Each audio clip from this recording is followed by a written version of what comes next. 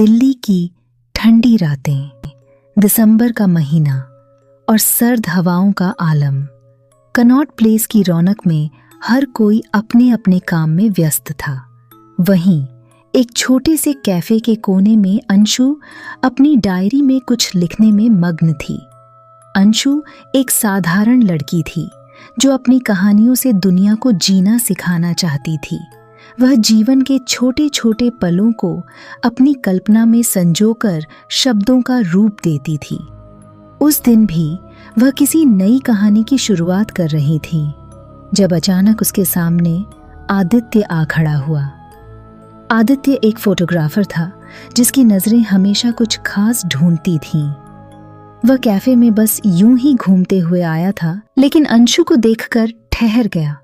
उसके चेहरे पर एक अजीब सी सादगी और गहराई थी जिसने आदित्य को अपनी ओर खींच लिया। क्या मैं यहां बैठ सकता हूं?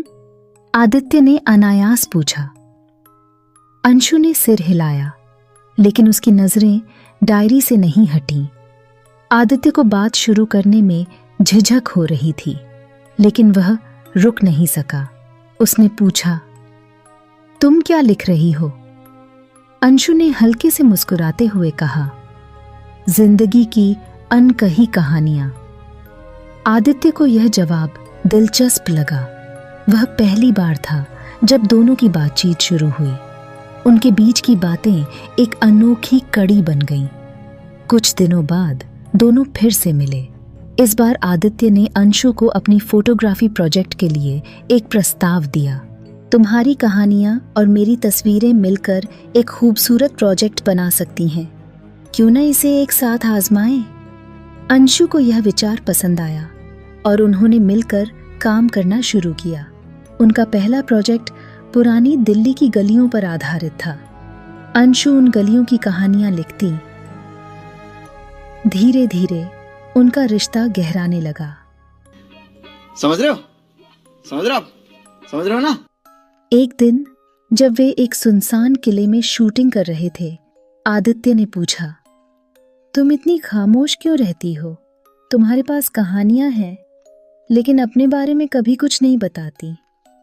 अंशु ने एक पल के लिए चुप रहकर कहा, कुछ कहानियां शब्दों से नहीं, महसूस करने से समझ आती हैं।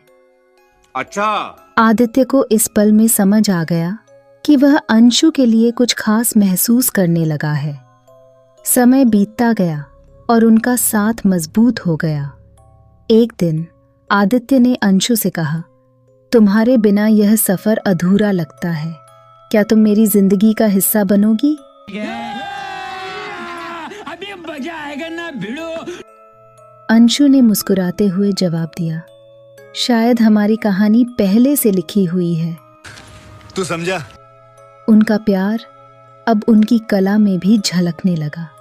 लेकिन तब कहानी में एक अप्रत्याशित मोड़ आया। अंशु की एक महत्वपूर्ण पांडुलिपि खो गई। वह पूरी तरह टूट गई। अंशु ने खुद को असफल मान लिया, लेकिन आदित्य ने उसका हौसला बढ़ाया। तुम्हारी कहानियां तुम्हारे दिल में हैं, चलो इसे फिर से लिखते हैं साथ में। उनकी नई कहानी ने न केवल उनके प्यार बल्कि उनकी रचनात्मकता को भी एक नया आयाम दिया। यह कहानी लाखों लोगों की प्रेरणा बन गई। आज उनकी यह कहानी एक मशहूर किताब और फिल्म में बदल गई। जब लोग उनकी सफलता की दास्तां सुनते हैं तो यही कहते हैं, सच्चा प्यार हर मुश्किल को पार कर सकता है।